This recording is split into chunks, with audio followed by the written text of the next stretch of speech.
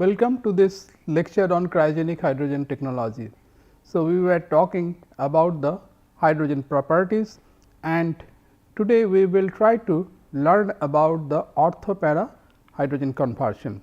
In our last class, we have talked about the ortho and para hydrogen, and there we have seen how this ortho and para hydrogen concentration is varying with the temperature. At room temperature, it is 75% ortho hydrogen and 25% para hydrogen, but as we lower the temperature, we will find that this ortho hydrogen will completely convert itself to para hydrogen by changing its spin, and that is an exothermic reaction. So, it has to, when we are doing this conversion, it will release some amount of heat. So, the key words are ortho hydrogen, para hydrogen and ortho para conversion. So, let us start with a small recapitulation of what we have learned in the earlier class.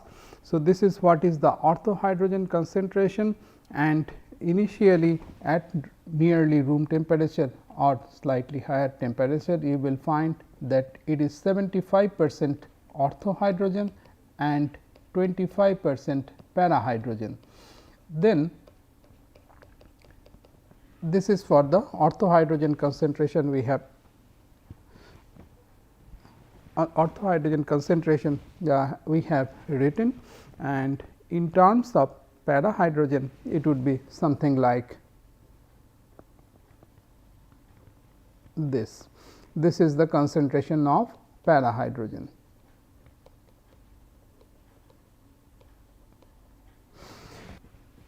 We can understand that, as we have learned earlier, that this ortho hydrogen to para hydrogen, this is what is called the normal hydrogen, and in equilibrium condition, say for example, at 80 K around, as we have told earlier, that its normal hydrogen is supposed to have 50% para hydrogen and 50% ortho hydrogen. So, at this point, it is supposed to be at equilibrium with a 50% ortho and 50% para. If it deviates, it will be it will try to come back to that concentration level slowly. Now, this reaction reaction rate dx dt is equals to minus k x square, where x is the concentration of ortho hydrogen at any instant of time. So, x is the concentration of ortho hydrogen at any instant of time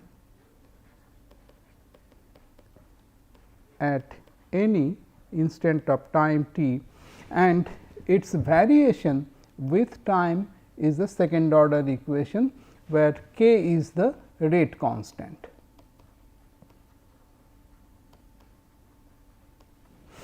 So, you can understand that this if x is the concentration, it is varying with the concentration of square of the concentration level. This is what is happening if you are not putting any kind of catalyst in the during the cool down time, but if you allow some catalyst to put in, we will find that this reaction rate dx dt can also be minus k x. It will be varying with the concentration, just directly it will be proportional with the concentration, in contrast to what we have learned, that the x dt equals to minus k x square when there is no catalyst. In presence of catalyst, in the gaseous condition, we will find that reaction will be different, and this concentration, this constant k 1 will be depending on the temperature, pressure and the catalyst present in the system. It can also go to dx dt is equals to some just a constant without varying with the concentration level. That is also possible, and it will be in the this catalyst will be in the liquid when you are mixing the catalyst in the liquid state of hydrogen. So, these are the typical variation of the concentration of ortho hydrogen we have taken at any instant of time, and how it is varying the rate, what is the rate reaction they are changing with the concentration level.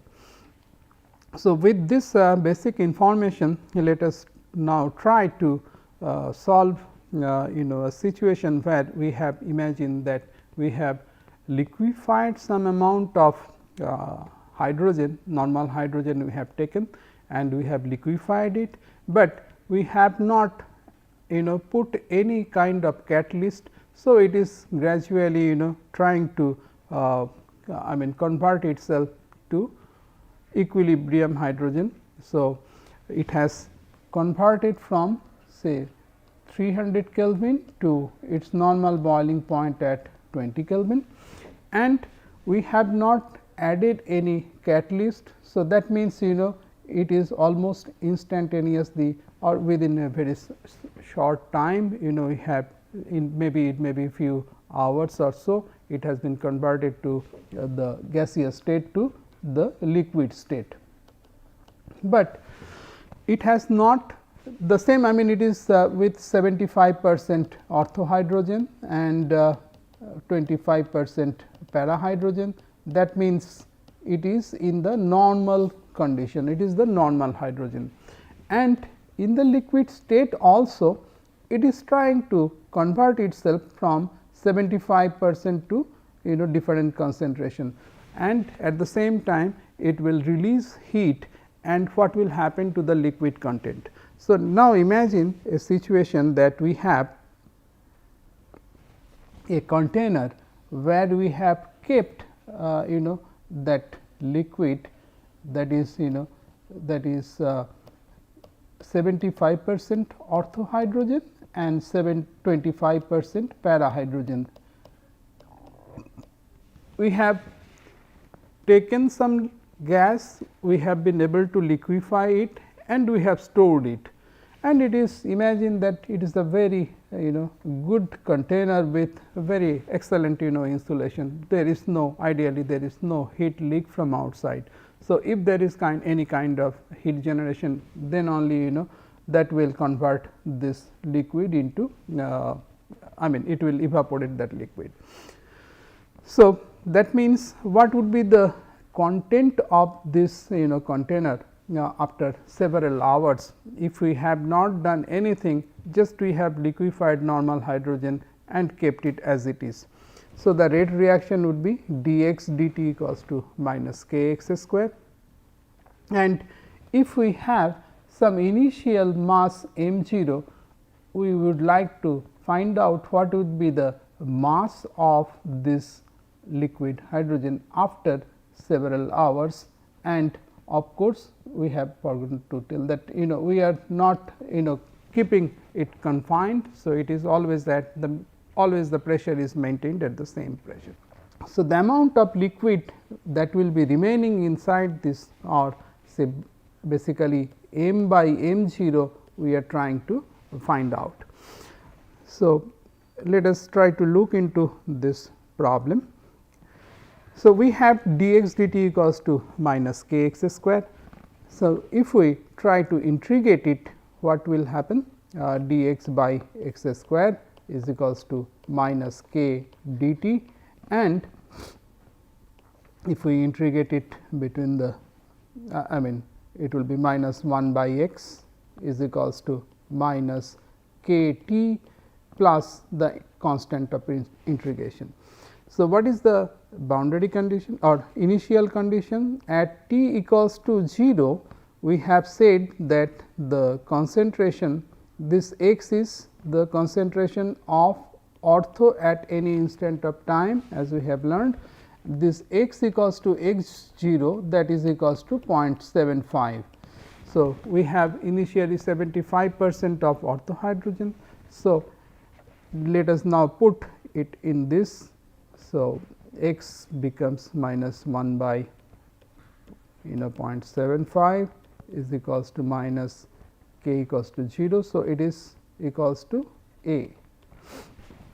So, A equals to minus 1 by 0.75 or this is equals to 4 by 3.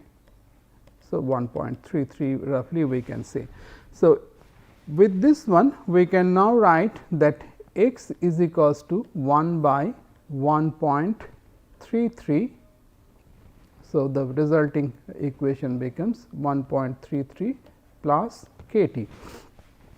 This is if we put this value of A in this equation, it becomes 1.33 plus k t.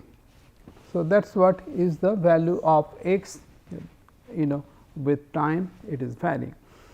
Now, we have this container with certain amount of mass initially it was m0 at any instant of time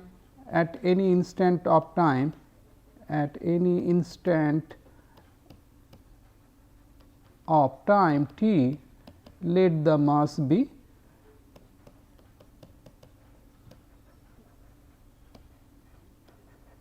small m. So, if there is m mass and the rate is of conversion is dx dt.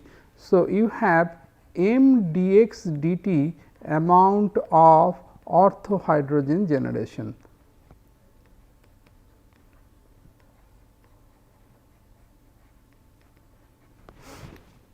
Okay. So, in that case m dx dt is the ortho hydrogen that is being generated. So, this reaction being exothermic. So, if Q is the amount of heat released per unit conversion of ortho to para, we have m into dx dt into Q amount of heat generation. Okay. So, this is the amount of heat that will be generated if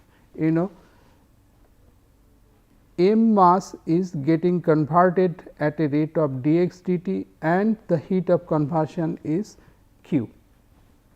So, with this amount of heat generation, what will happen? This will try to evaporate the liquid. So, what is the evaporation heat of evaporation? Now, HFG is the heat of evaporation. So, that will come in picture.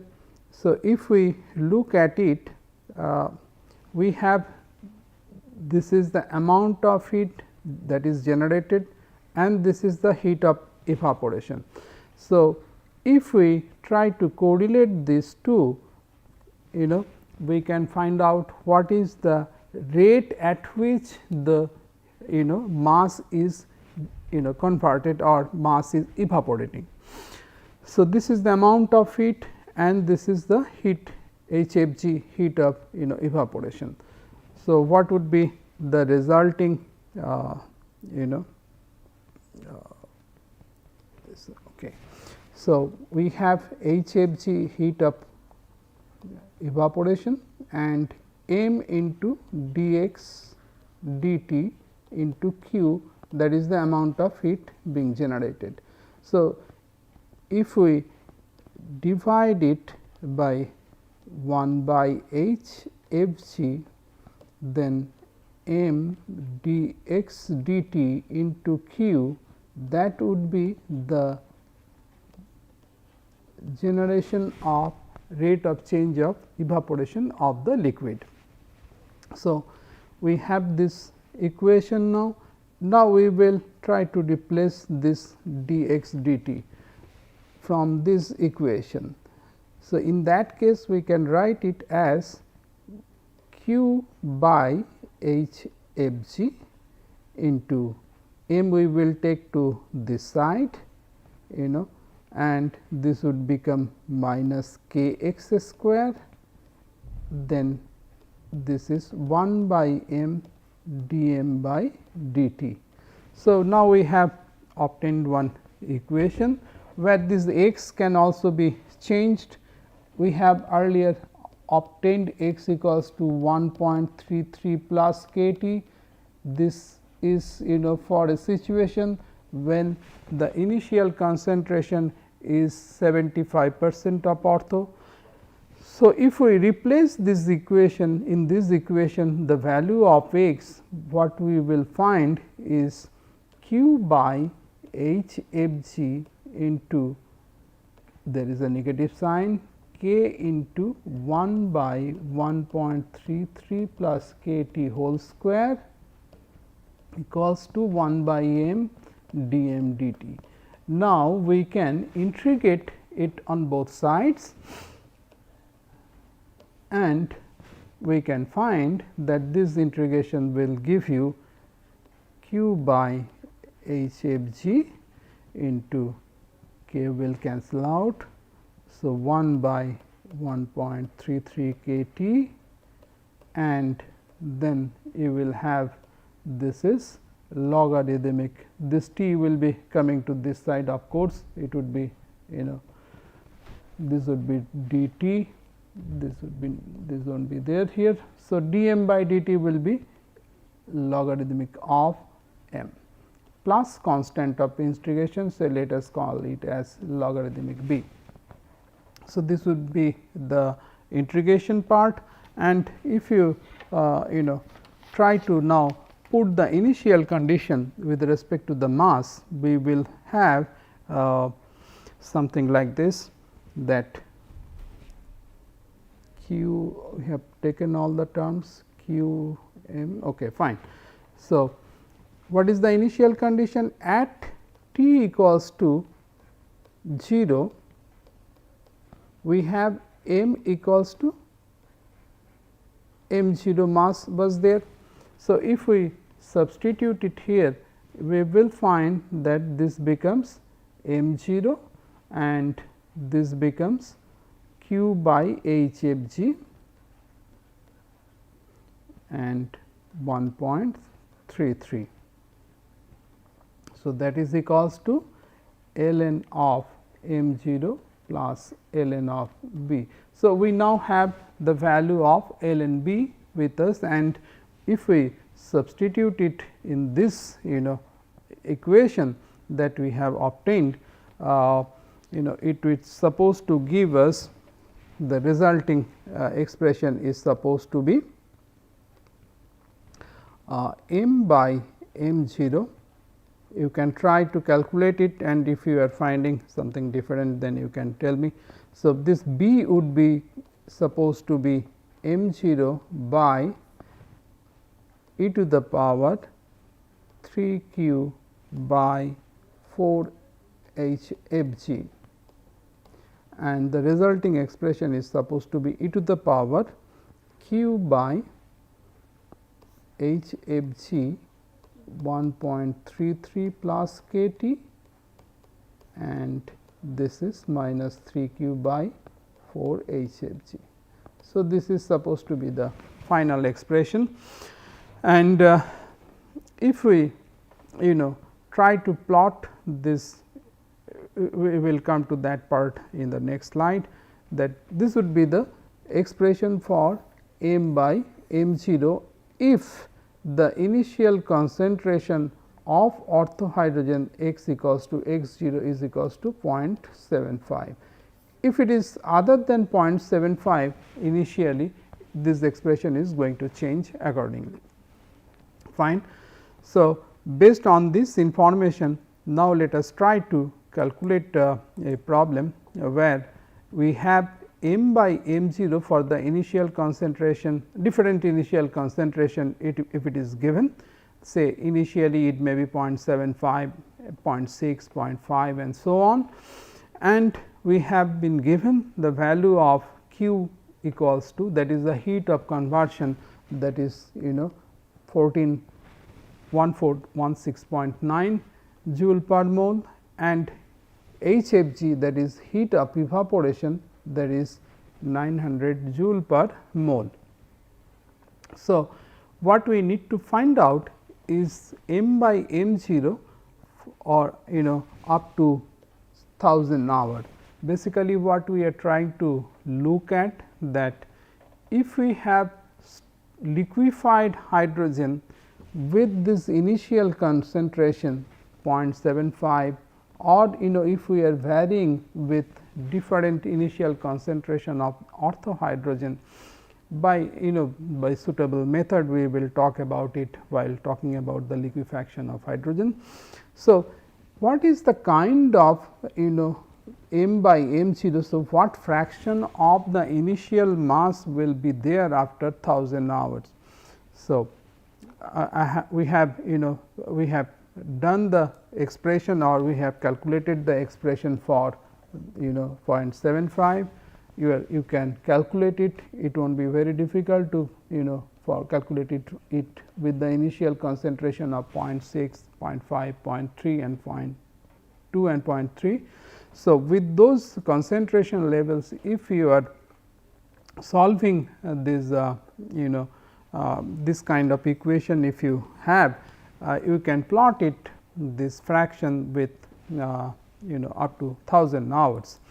So, this is supposed to give you a kind of graph like this, and here this is on this side we have the time scale, and on this side we have the fraction m by m 0, or we call it as the remaining mass fraction. So, if we have started with an initial concentration of 0.75, or if it is basically the normal hydrogen. If you have stored the liquid in the normal condition, you have taken normal hydrogen, you have liquefied it, you have not done any kind of conversion, and finally, if you have stored it in that condition itself, after 1000 hours you will find that just doing anything, you have only about say more than about 35% or so is in the liquid state. So, rest of the hydrogen has been converted from ortho to para, and that ortho to para conversion has evaporated the liquid.